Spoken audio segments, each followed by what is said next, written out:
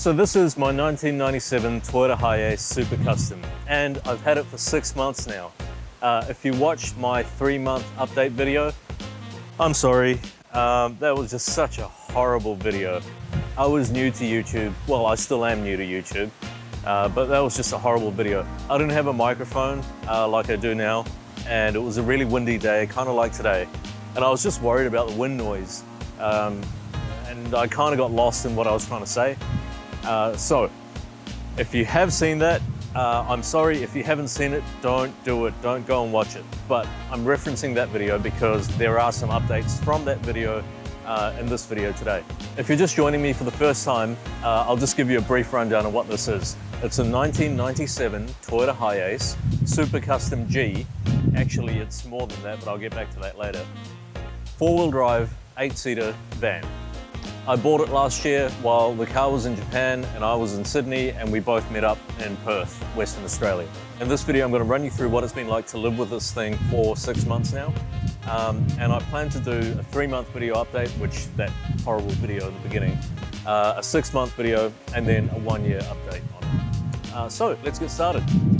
You guys hate it when I talk about wheels on this thing, but I'm going to run you through just quickly what's happened.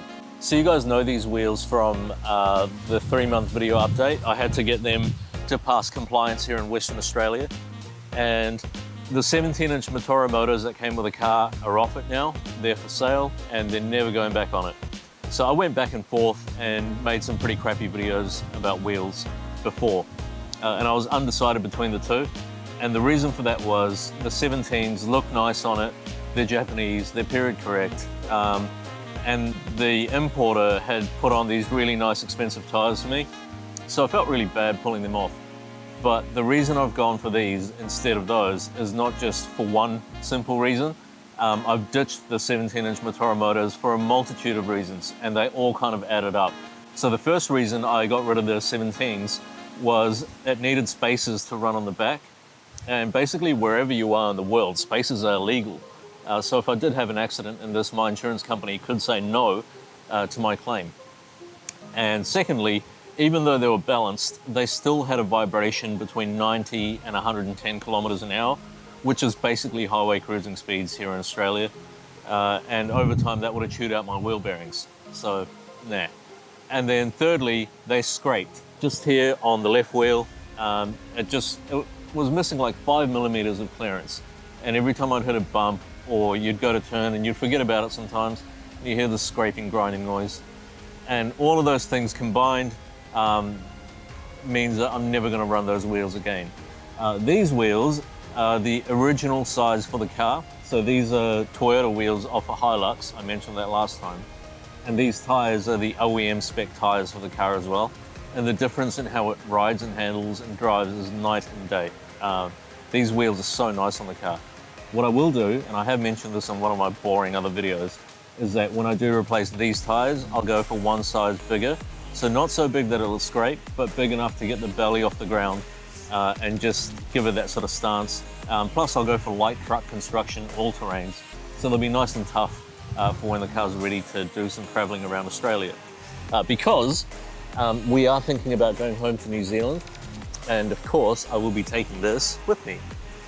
So I get asked about these headlights quite frequently, and the truth is I don't know where you can get them for your own car. I do know that they're period correct because they were filthy when I pulled them out. And I'm assuming they're probably at least 15 years old. You can probably get headlights like these, but only in Japan. And rather famously, a lot of aftermarket shops in Japan don't ship internationally. So I'm afraid I don't know where you can get something like these. So the engine is a real sweetheart. I've had it for 6 months now. I know it pretty well. When I first buy an older car, especially an import sight unseen like this one, which is the first one that I've ever bought, sight unseen, I'm always like a little bit nervous because while you're waiting for the car, you're on Google, you're searching these things, you hear about all these nightmares from people, and you think, will this be the one car that's going to be unreliable for me? Thankfully, this one's beautiful. This engine starts up like nothing. You know, we've recently moved into an apartment, and so this car doesn't get used that often. Sometimes it sits for even a week, and you hop in it, you turn the key, and you just crank it, and off she goes, purring away. I know now that this engine uses no oil whatsoever. It uses no coolant whatsoever. And even after sitting for a week, when you turn the key, there is not even the slightest puff of smoke from the exhaust. When you put your foot down, there still isn't a puff of smoke from the exhaust. So I know that it's a super healthy, super happy engine, and the last video I made shows you it getting serviced. So it's just freshly been serviced, and it's good to go for another year. So no problems with the engine whatsoever. A happy little girl, and it just needs a bit of a cleanup because we did drive on some dirt roads a little while ago. The dust kind of kicked up. And after being serviced, even though the mechanic was brilliant, you always end up with a little bit of spilled oil or something. And so if you know me, you know I'm insane. And so that's going to bother me until I clean it. So I mentioned at the beginning that this is a 1997 Toyota Hiace Super Custom G. Actually, it's not. I did some research, not for the sake of doing research, but just because I get a lot of people emailing me from all over the world and contacting me on social media, which I have to say something about at the end of the video, but I won't say now because it'll get boring. So for those of you who really want one of these, or are in the market for something like this, like an old Land Cruiser or something, stick around to the end because I have just a couple of things to say. But this is not a Toyota Hiace Super Custom G, it's actually a Toyota Hiace Super Custom G Living Saloon EX. So it's one of the trim models that was offered, and it sits between the top of the range and the G. So the Limited and the G, and it's like the kind of breaking point in between. I figured that out because the decals on the side of this car were only specific to the Living Saloon EX, and on the other Living Saloon EXs, they have the actual writing, Living Saloon EX, written here, but this one is missing it on both sides, and the paint looks immaculate. So I'm assuming it was either repainted here, or the car was repainted, which, you know what, I don't think it has been, but I think the decals were removed and maybe a bit of touch-up, maybe a bit of buffing on both sides. But these decals here seem to be specific to the Living Saloon EX. And they are like a raised decal as well. Replacing these would, I dare say, be impossible because they're textured. All these little bumps and dots that you see here have textures to them.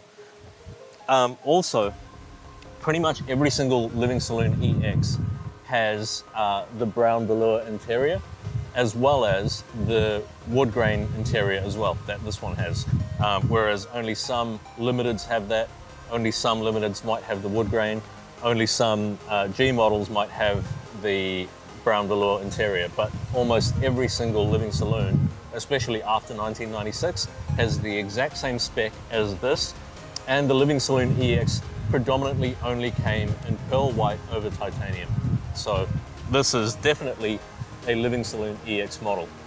So in the last 3-month ownership update video, I mentioned that I cut the dash when I fit this stupid stereo, and I am so dumb. Every time I say that, every time I look at the stereo, every time it freezes, every time it takes 8 months to load anything, I realize just how dumb I was. But lesson learned, if you don't already know, this stereo was a little bit too big for the opening in the dash. This being a rare car for Australia, and parts are becoming hard to come by now anywhere, even in Japan, I don't know what I was thinking. I thought, you know what, I'll just extend the hole a little bit. I'll expand it using like a Dremel tool. And I know this. I've tried to do it in the past, and I know you can't do it on plastic properly. You can. The only way to do it properly is if you have like a router or like one of those water jet cutter thingies. And you can always take it to like a company and say, can you expand it by like half a centimeter or something? I didn't. I took a Dremel to it and it was crap. It looked bad. So I thought I'd tidy it up by taking a bit more off and a bit more off and a bit more off, and the stereo still wouldn't go through the hole properly. In the end, it just looked horrible, and I didn't sleep for like 3 days because I felt so bad. I just cut this perfectly good dashboard for no reason because I'm dumb. So I put the stereo face here. It comes with like an extra little piece that you can put around it. I put that over it, which doesn't fit properly anyway, and the stereo is really deep. Like nowadays you can get stereos that are really short because they don't need to run CDs. Well, I don't need to have CDs in my car. and it's like really wedged up the back of it as well. So I couldn't sleep. I really wanted a new dash panel, and this one happens to have that wood grain dash panel as well. Well, it's fake wood, but it looks like wood grain. And I was like, where on earth am I gonna get that? I also needed some floor mats desperately. I've been looking ever since I bought this thing. And I've tried Japan, I've tried online auto part shops, even like Ameya and Partsuk in Japan, who sell brand new parts directly anywhere else in the world. And they don't have any stock because there's no new parts for these, like floor mats and things like that, left anymore. And I just couldn't find anything. My last resort was to call someone in New Zealand and see if they could go around to wrecking yards and find me a pair of floor mats, and then maybe a dash panel if I was lucky. And then I thought, hang on, wait, the guy I bought it from, the company, Custom Coaster Conversions, they import so many of these, like 10 a month. And maybe they might have like a parts card that they may have imported that might have the same matching sort of stuff. So I flicked them off an email and I was like, hey, I don't know if you remember me, I bought a van off you guys ages ago. And I need some floor mats and maybe a dash panel if you have like a car there. And it happens to be like the wood grain type dash panel. And I got an email back from them pretty quickly, and they're like, yeah, mate, we're really busy, blah, blah, blah.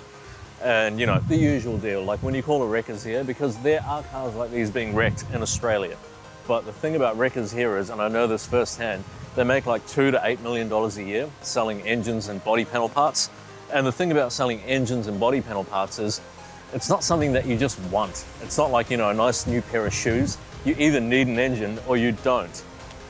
So they make millions of dollars a year just selling these, you know, big bulky components. And when you call them up and you say, hey, I see you have a Hiace Super Custom being wrecked.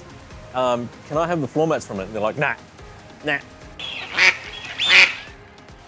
Or come down and we'll talk. I'm like, yeah, but you're in Melbourne. He's like, nah, mate, you know, I got to walk out there, I got to find the thing, blah, blah, blah. I'm too busy, this and that. So that's what I thought Custom Coaster would do. That, you know, I'm too busy, blah, blah, blah. A month later, a big box arrived. And what was in it? Well, they sent me a full set of floor mats. So everything from the front seats, the middle row, and the back row, as well as a replacement dash panel in the wood grain trim. Brand new floor mats. Well, they're not new, but they're specific to this car. And I previously asked on Facebook on the Hiace page as well. I said, hey, does anyone know where I could get floor mats for this? And people were like, oh, go to Super Cheap Auto, go to Repco, blah, blah, blah. Those are the auto parts shops here in Australia, kind of like O'Reilly's and stuff in America. And if you look at the driver's seat floor mat, it is so different to anything else on the market right now. There's a hole that goes around the steering column. There's another hole that goes on the accelerator stop for the accelerator pedal. And they're a very unique shape, especially the middle and rear rows as well. So to have an original set that matches the trim for the car is brilliant. That says a lot for Custom Coaster Conversions. They don't sponsor any of my videos. They didn't know when I was buying this that I was gonna make a video, and they don't know that I'm making a video about them right now. So it just shows you that after sales service, especially buying an import into Australia, is so important. And if you do go with Custom Coaster Conversions, at least I have the experience now to say, yeah, you will get some after sales support, which is incredible. So the paint and panel work on this thing is still really, really nice. This car hasn't been washed since I made that Turtle Wax update video where I didn't hand wash it. I took it through one of those automated car washes that are touchless. So it basically just sprayed high pressure water all over it. And since then, it hasn't been washed at all. So it is a little bit dirty. I know it doesn't show up on camera very well because it's white, but it is not that dirty. It's just dirty. The paintwork on this thing is perfect. There are no faded sections. There are no deep gouges or scratches. The decals have like the tiniest bit of fading in them, just around the door. But that was there when I bought it, and they crack as well, so it's not just this car. Otherwise, the paintwork is absolutely pristine. There is nothing out of the ordinary. There is no rust that has started to build on this thing. If you watch the maintenance video that we just did, you will see that underneath is just as clean and rust-free as the top side is. So I had to re-edit this video, hence the re-upload. I got rid of a lot of blabber at the end. Basically, I only had two things to say. So firstly, if you do need to reach out to me, I love that. You can do so using the comment section below or DM me on Instagram. And if you don't have Insta, you can email me. My details are in the description box below, but please don't message me on Facebook, only because I like to keep that separate from my close friends and family. And secondly, I had to preach a word of caution. Some of you guys have reached out to me saying that you plan on importing a car from Japan yourself and only using the most common sort of websites that you can find, and that you expect to receive an immaculate piece of machinery like mine. You do have to realize my car has had a ton of work done to it, by myself, yes, but also by the importer that I used. Not everyone in Japan is a colossal car enthusiast that adores their cars, and I would hate for anyone to be disappointed. I would highly recommend using a reputable importer like I did, who not only tidies up the car for you, but also tackles the compliance, the import approvals, and the registration, so all you have to do is chill out and wait until your dream car arrives. Thanks for watching, I'll see you guys around.